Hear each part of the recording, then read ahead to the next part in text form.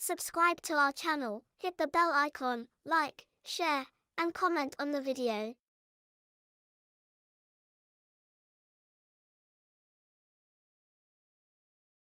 हल्कू ने आकर अपनी पत्नी से कहा, सहना आया है, लाओ, जो रुपए रखे हैं उसे दे दूं, किसी तरह गला तो छूटे। मुन्नी झाड़ू लगा रही थी, पीछे फिरकर बोली, 3 ही तो रुपए हैं, दे दोगे तो कंबल कहां से आएगा? माघ पूस की रात खेत में कैसे कटेगी? उससे कह दो, फसल पर रुपए दे देंगे, अभी नहीं। हल्कू एक क्षण अनिश्चित दशा में खड़ा रहा।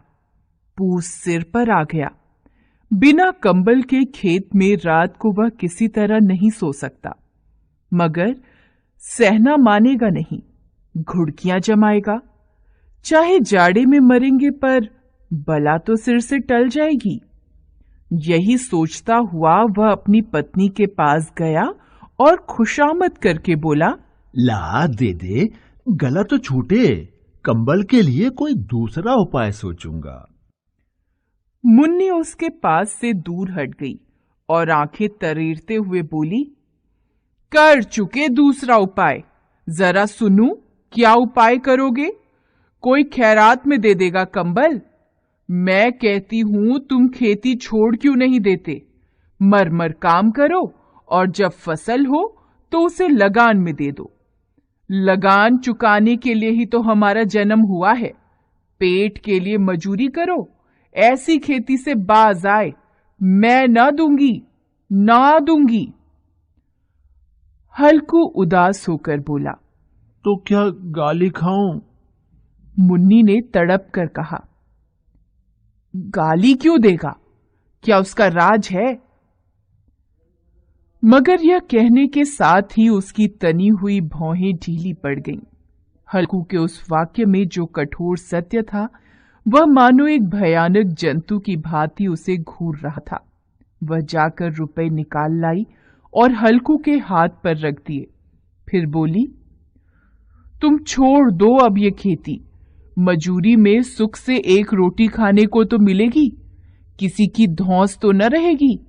ऐसी खेती किस काम की कि मजूरी करके लाओ और उसे भी इसमें झोंक दो, उस पर ये धौंस सहो। हल्कू ने रुपए लिए और इस तरह बाहर चला मानो अपना हृदय निकाल कर देने जा रहा हो।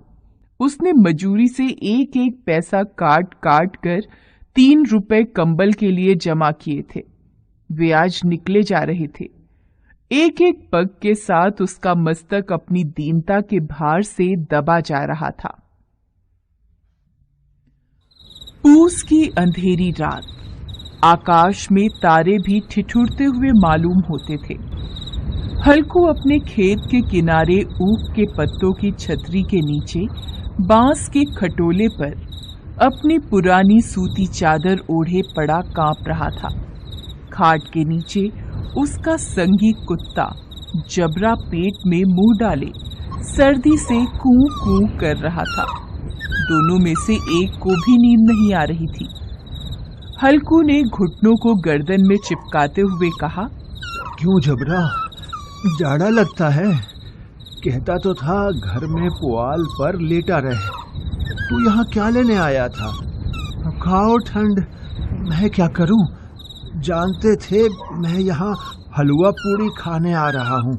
दौड़े दौड़े आगे आगे चले आए, अब रो नानी के नाम को।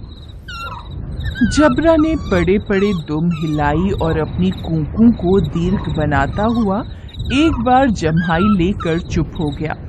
उसकी श्वान बुद्धि ने शायद ताड़ लिया कि स्वामी को मेरी कूकू से नींद नहीं आ रही है। हल्कू ने हाथ निकालकर जबरा की ठंडी पीठ सहलाते हुए कहा, कल से मत आना मेरे साथ, नहीं तो ठंडे हो जाओगे। यह पछुआ न जाने कहां से बर्फ लिए आ रही है। किसी तरह बस रात कट जाए। यह खेती का मजा है और एक एक भाग्यवान ऐसे पड़े हैं जिनके पास जाड़ा जाए तो गर्मी से घबरा कर भागे। मोटे गद्दे, लिहाफ, कंबल, तकदीर की खूबी है, मजूरी हम करें, मजा दूसरे लूटें। जबरा ने हल्कू के मुंह की ओर देखा। हल्कू, आज और जाड़ा खा ले, कल से यहाँ मैं पुआल बिछा दूंगा, उसी में घुसकर बैठना, तब जाड़ा न लगेगा। जबरा ने अपने पंजे उसके घुटनियों पर रख दिए और उसके मुंह के पास अपना मुंह ले गया। हल्कू को उसकी सांस गर्म लगी। हल्कू निश्चय करके लेटा कि चाहे कुछ भी हो, अब सो जाऊंगा। पर एक क्षण में ही उसके हृदय में कंपन होने लगा। कभी इस करवट लेटता, कभी उस करवट, पर जाड़ा किसी पिशाच की भांति उसकी छाती को दबाए हुए था। जब किसी तरह न रहा गया, उसने जबरा को धीरे से उठाया और उसके सिर को थपथपाकर उसे अपनी गोद में सुला लिया। कुत्ते की देह से न जाने कैसी दुर्गंध आ रही थी, पर वह उसे अपनी गोद से चिपटाए हुए ऐसे सुख का अनुभव कर रहा था जो इधर महीनों से उसे न मिला था। जबरा शायद समझ रहा था कि स्वर्ग यही है, और हल्कू की पवित्र आत्मा में तो उस कुत्ते के प्रति घृणा की गंध तक नहीं थी। अपने किसी अभिन्न मित्र या भाई को भी वह इतनी ही तत्परता से गले लगाता। दशा इस अनोखी मैत्री ने जैसे उसकी आत्मा के सब द्वार खोल दिए थे। उसका एक एक अणु प्रकाश से चमक रहा था। सहसा जबरा ने किसी जानवर की आहट पाई। इस विशेष आत्मीयता ने उसमें एक नई स्फूर्ति पैदा कर दी थी, जो हवा के झोंकों को तुच्छ समझती थी। वह झपट कर उठा और छतरी के बाहर आकर भौंकने लगा। हल्कू ने उसे कई बार पुचकार कर बुलाया, पर वह उसके पास नहीं आया। खेत में चारों ओर दौड़कर भौंकता रहा। एक क्षण के लिए भी आता तो तुरंत ही फिर दौड़ पड़ता। कर्तव्य उसके हृदय में अरमान की भांति उछल रहा।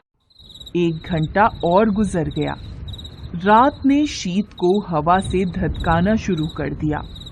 हल्कू उठ बैठा और दोनों घुटनों को छाती से मिलाकर सिर को उसमें छिपा लिया। फिर भी ठंड कम न हुई। ऐसा जान पड़ता था सारा रक्त जम गया है और धमनियों में रक्त की जगह हिम बह रहा है। उसने झुककर आकाश की ओर देखा कि अभी कितनी रात बाकी है। सप्तर्षि अभी आकाश में आधे भी नहीं चढ़े। ऊपर आ जाएंगे तब कहीं सवेरा होगा। अभी पहर भर से ऊपर रात है। हल्कू के खेत से कुछ दूर आमों का बाग था। पतझड़ शुरू हो गया था। बाग में पत्तियों का ढेर लगा हुआ था। हल्कू ने सोचा, चलकर पत्तियां बटोरूं और उन्हें जलाकर खूब तापूं। रात को कोई मुझे पत्तियां बटोरते देखे तो समझे कोई भूत है। कौन जाने कोई जानवर ही छिपा बैठा हो। मगर अब जाड़े में भी तो बैठे नहीं रहा जाता। उसने पास के अरहर के खेत में जाकर कई पौधे उखाड़ लिए और उनसे एक झाड़ू बनाकर हाथ में सुलगता हुआ उपला लिए बगीचे की तरफ चला। जबरा ने उसे आते देखा तो पास आया और दुम हिलाने लगा। हल्कू ने कहा, अब तो नहीं रहा जाता जबरू, चलो बगीचे में पत्तियां बटोर कर तापें, अभी तो रात बहुत है। जबरा ने कूं कूं करके सहमति प्रकट की और आगे आगे बगीचे की ओर चला। बगीचे में घुप अंधेरा छाया हुआ था और उस अंधकार में निर्दय पवन पत्तियों को कुचलता हुआ चला आता था। वृक्षों से ओस की बूंदें टप टप नीचे टपक रही थीं। हल्कू ने आग जमीन पर रख दी और पत्तियां बटोरने लगा। जरा देर में पत्तियों का ढेर लग गया। हाथ ठिठुरे जाते थे, नंगे पांव गले जाते थे और वह पत्तियों का पहाड़ खड़ा कर रहा था। थोड़ी देर में अलाव जल उठा। उसकी लौ ऊपर वाले वृक्ष की पत्तियों को छू छू कर भागने लगी। हल्कू अलाव के सामने बैठा ताप रहा था। उसने दोनों पांव फैला दिए, मानो ठंड को ललकार रहा हो।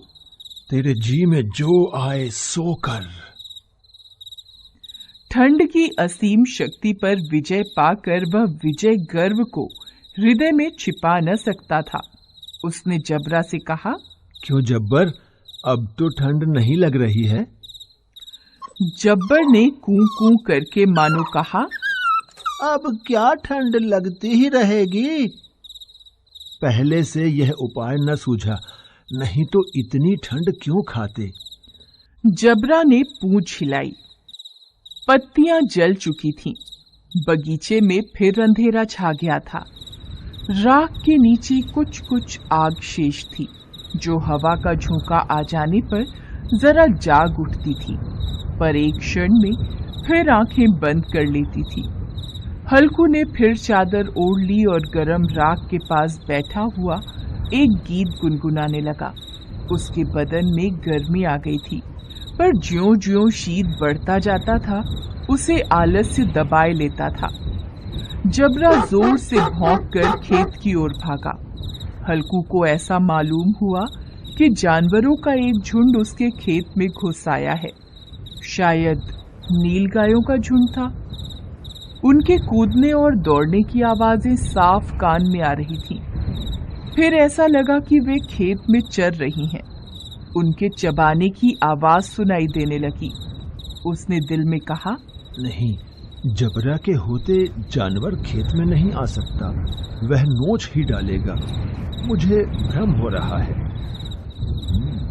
अब तो कुछ नहीं सुनाई देता। मुझे भी कैसा धोखा हुआ। उसने जोर से आवाज लगाई, जबरा, जबरा। जबरा भौंकता रहा, उसके पास नहीं आया। फिर खेत में चरे जाने की आहट मिली। अब वह अपने को धोखा न दे सका। उसे अपनी जगह से हिलना भी जहर लग रहा था। इस जाड़े पाले में खेत में जाना, जानवरों के पीछे दौड़ना असूझ जान पड़ा। वह अपनी जगह से नहीं हिला। उसने जोर से आवाज लगाई, लिहो, लिहो, लिहो। जबरा फिर भौंक उठा। जानवर खेत चर रहे थे। फसल तैयार थी। कैसी अच्छी खेती थी, पर दुष्ट जानवर उसका सर्वनाश किए जा रहे थे। हल्कू पक्का इरादा करके उठा, पर 2-3 कदम पर एकाएक हवा का ऐसा ठंडा, चुभने वाला, बिच्छू के डंक सा झोंका लगा कि वह फिर बुझते हुए अलाव के पास आ बैठा और राख कुरेद कर अपनी ठंडी देह को गरमाने लगा। जबरा अपना गला फाड़े डालता था। नील गाय खेत का सफाया किए डालती थी और हल्कू गरम राख के पास शांत बैठा हुआ था। अकर्मण्यता ने रस्सियों की भांति उसे चारों ओर से जकड़ रखा था। उसी राख के पास गरम जमीन पर वह चादर ओढ़कर सो गया। सवेरे जब उसकी आंख खुली तब चारों ओर धूप फैल गई थी और मुन्नी कह रही थी, क्या आप सोते ही रहोगे? तुम यहां आकर रम गए और उधर सारा खेत चौपट हो गया। हल्कू ने उठकर कहा, क्या तू खेत से होकर आ रही है? मुन्नी बोली, हां, सारे खेत का सत्यानाश हो गया। भला ऐसा भी कोई सोता है? यहां मड़ैया डालने से क्या लाभ हुआ? हल्कू ने बहाना बनाया, मैं मरते मरते बचा। तुझे अपने खेत की पड़ी है। पेट में ऐसा दर्द हुआ कि मैं ही जानता हूं। दोनों खेत की दशा देख रहे थे। मुन्नी के मुंह पर उदासी छाई थी, पर हल्कू प्रसन्न था। मुन्नी ने चिंतित होकर कहा, अब मजूरी करके मालगुजारी भरनी पड़ेगी। हल्कू ने प्रसन्न मुख से कहा, रात की ठंड में यहाँ सोना तो नहीं पड़ेगा। Thank you for watching. Subscribe to our channel, hit the bell icon, like, share, and comment on the video.